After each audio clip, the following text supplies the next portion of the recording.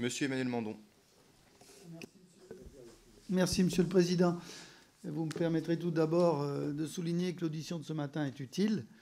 Et nous vous remercions, Madame la Ministre, d'être présente ici. Je tiens également à saluer le travail de notre collègue rapporteur. Et je voudrais en venir maintenant à ma question.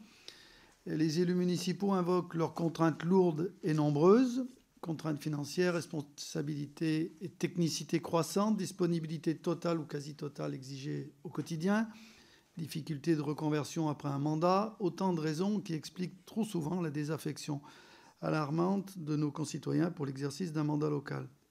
De plus en plus de salariés du secteur privé, essentiellement, ne parviennent plus à concilier au quotidien mandat local et vie professionnelle.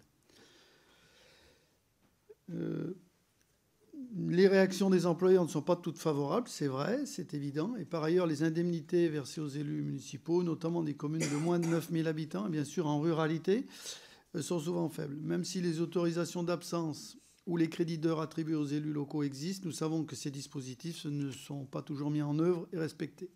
Le fait est là, il y a bien un sujet de représentation.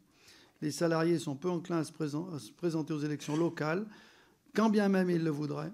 Le déséquilibre de la représentation, majoritairement de retraités et de fonctionnaires, s'accroît.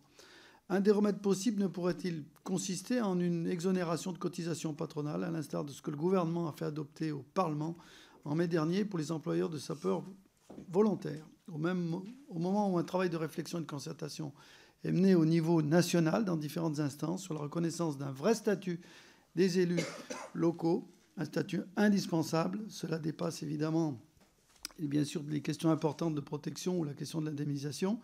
Mais à la veille du congrès des maires, où les attentes sont exprimées seront fortes, cette solution vous paraît-elle envisageable, Madame la Ministre, et de nature à répondre aux difficultés de l'engagement au service de la cité que je viens de rappeler?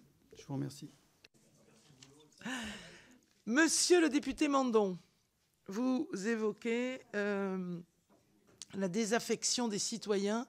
Et alors, vous faites une proposition, on ne peut plus pertinente, parce que hier, dans cette réunion avec les 400 élus, et je vous invite à le dire à nos élus locaux. Monsieur le député Mandon a cité les exonérations de charges patronales des entreprises qui embauchent des sapeurs-pompiers. Et il dit, pourquoi, quand on voit à quel point l'élu local, l'indemnité n'est pas très élevée, et pour lui permettre de pouvoir concilier un emploi avec sa mission, pour quelles raisons on ne travaillerait pas ensemble avec les parlementaires sur une exonération patronale des entreprises qui emploient des élus locaux?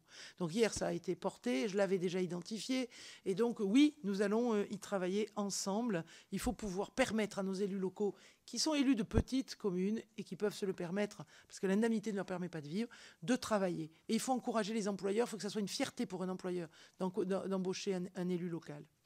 Donc nous allons y travailler.